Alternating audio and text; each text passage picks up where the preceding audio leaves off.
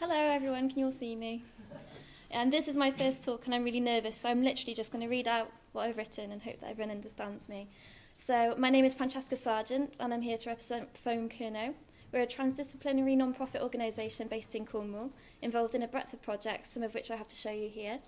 So first is sonic mapping, which is cyclists, bikes attached to boomboxes, and people go online, they map a ride, they map the audio that they'd like to listen to, download it to the board, and then actually cycle, and then the music comes out, which is great. We hold workshops. This particular one in the top right was a biohacking workshop we held earlier in the year in collaboration with London Biohack Space, where we developed photographs out of yeast.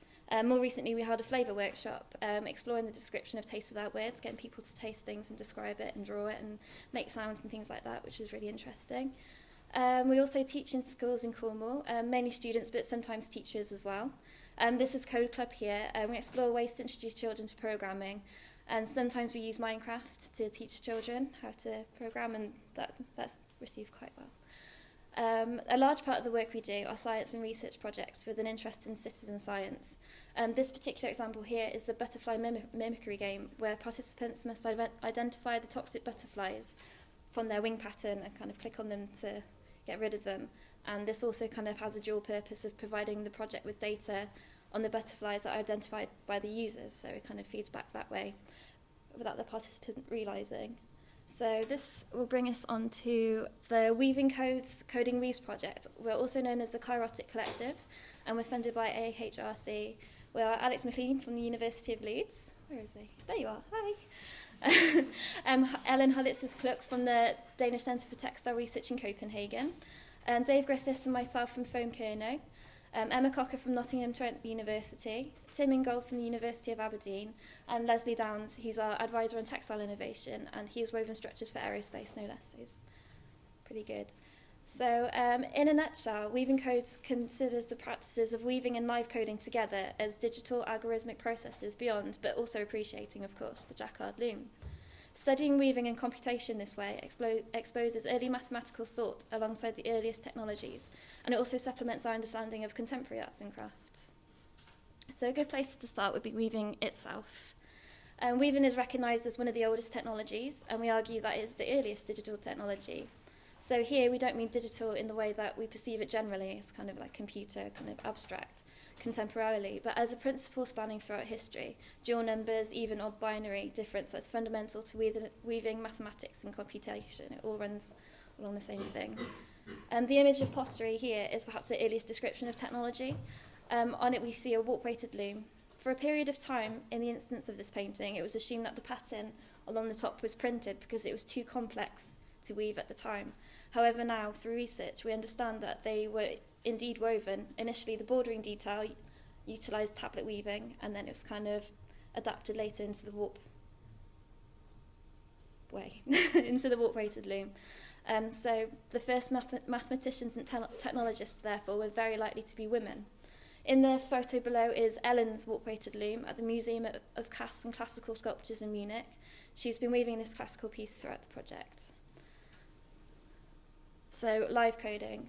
I think a few people here will know what live coding is, but for those who don't, in the simplest practical form, live coding is coding as performance. Generally, it materialises as audio and visual performance. So a typical setup would be the performer on scene with a laptop, the screen projected behind them. They write code on the fly to create audio or visuals in real time. To an extent, live coding is improvisational. The audience bear witness to the process of the writing of the performance material and therefore engages duly with the music, visuals and the code that is written on the screen that's projected. Quite often, live coding is performed in groups. The code is shared between the performers and the performers collaborate to create an atmosphere to which the audience will respond.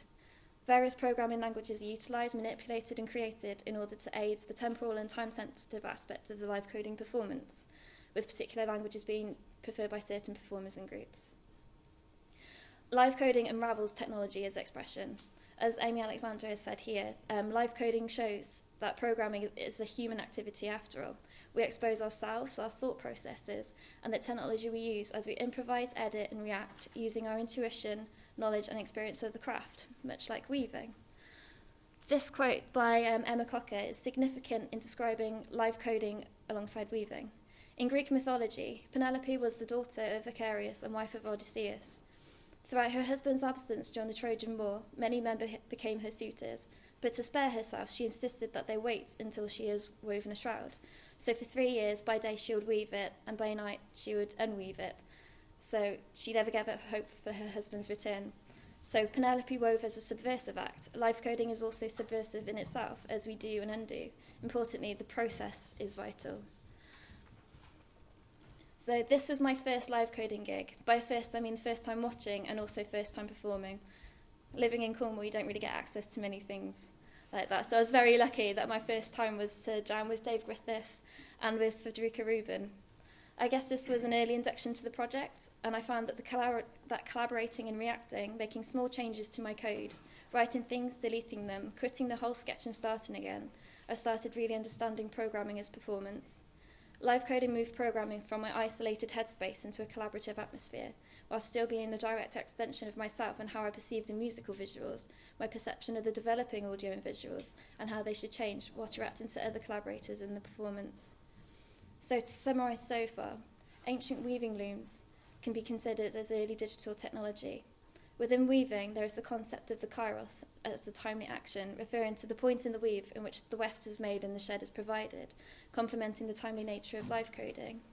Importantly, in the cases of both weaving and live coding within this project, they may act as a subversion of a form that is considered completely utilitarian. So following advice from Dave, Ellen and Alex, I just needed to weave. I just needed to start weaving so I could understand it conceptually but also practically, because before I'd only kind of really thought about it theoretically but not experienced it. So I was introduced to tablet weaving. It may be an oversimplification to describe it as this, but tablet weaving consists of a number of cards with holes punched in the corners with a warp through each. These are rotated to provide different sheds between warp threads, and patterns are created this way. There's a finite number of movements you can make. You can rotate forward, backward, or you can also flip the cards to reverse the shed. Instructions are followed this way to complete a weave, and it's surprising the amount of variety you can achieve from this select amount of movements. I came to this project as a programmer with a hobbyist interest in textiles, with a tendency to work towards the end project in my approach to most things. So thinking about a potentially successful first weave, I started with a pattern, as many people do, and through Dave's guidance, we live coded and weaved, and it worked. And then it didn't work, but that was okay. And one theme that has cropped up quite often throughout this project is cryptography, that is storing messages and codes within textile and pattern. Personally, I am interested in the encryption of data and stumbled across Gravatar in January.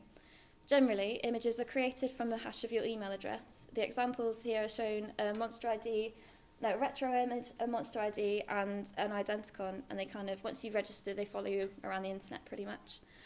I discovered that you can generate your own avatar via the URL, as you can see on the top. You can just pass whatever through to it, and then it will generate a gravatar. And I wanted to create my own. In my first experiment, I used OpenBR to execute biometrics of facial images, concatenated these values, and passed them through the URL. However, the differences were too subtle to the point of identicality. I searched for another mode of representation, something that carries intentions, stories, and history, as well as our faces, which is books. I fed ISBNs into the Gravatar URL, and the results were magical. I won't go too far into this, but it felt imperative to now weave it. Focusing entirely on the end product again, I used Dave's dyadic software to live code a pattern, and I was looking at kind of coding, and then I was looking at the simulation, coding and looking at the simulation without much thought to the actual end product. And I was kind of skimming over the nuances and problems of weaving simulation that has been stressed so many times by Dave and other people that software doesn't really kind of replace the kind of intuition required for weaving. So it didn't work too well, but I didn't mind. I finally understood the process and felt the benefits of doing and being hands-on. So speaking of which, I was introduced to Brett Victor's rant about interactive design, something that resonated with me. He discusses the theory of pictures under glass, the paradigm of pinching, pushing, or swiping, using very two-dimensional movements to engage with our world. A worrying state of affairs, really, as we're moving further away from the initial means of engagement. So feeling the weight of the book in your hands, the vibrations in your fingertips as you slide a page across. The success function being the change of weight in your hands, the sharp sound that alters slightly each page turn, and the small gush of air as the page falls, as opposed to the noise that we're becoming accustomed to. So is the answer in bringing us back to the more 3D dexterous world? There is a problematic idea that computing is intangible and doesn't exist as material. It's in a cloud or whatever that is. This is one problem that the project can address. We agree that weaving is a form of computation, probably the earliest form of computation. Weaving, as a practice, is refined thanks to its rich history and does not need to be enhanced. Attempts to automate still require a level of human knowledge and skill. Maybe it is programming that can be influenced by weaving history. So here is, that's just an example of tangible programming. It's very nice. So here is FoAM, prototype 1, and it was created by Dave Griffiths. Here is tangible real-world programming, through different books that click onto an interface.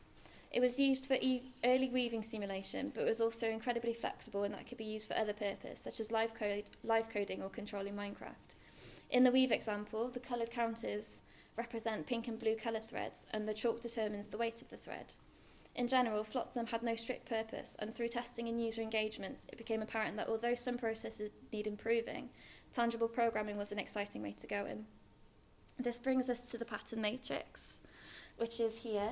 I need to set it up, but it does work and I can show you. This was the second prototype, designed specifically for the weavecoding project. It was designed and produced by Dave Griffiths alongside the fellows at McLean at Falmouth University.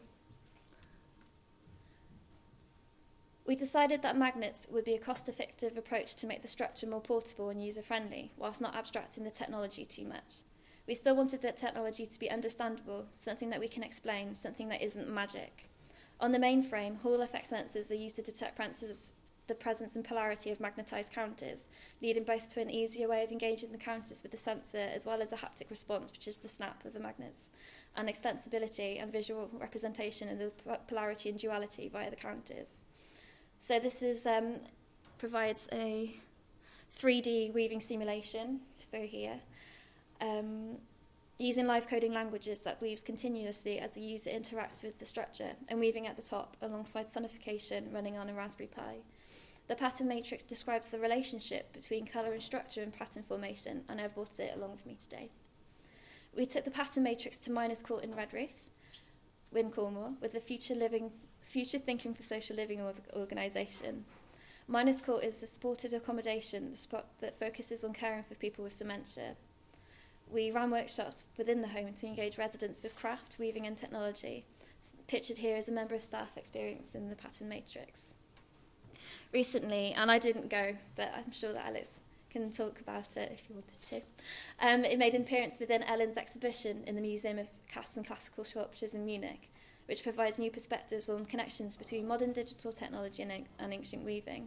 The pattern matrix was used as demonstration and then performance, simulating a weave alongside Dave and Alex live coding. Moving on from this, it became clear that models or languages created so far aren't sufficient in isolation by themselves. Weaving structures has been described from the point of view of the weaver, the loom and the fabric, but not yet the thread. Weaving is such a complex subject, and multiple perspectives are required to describe it.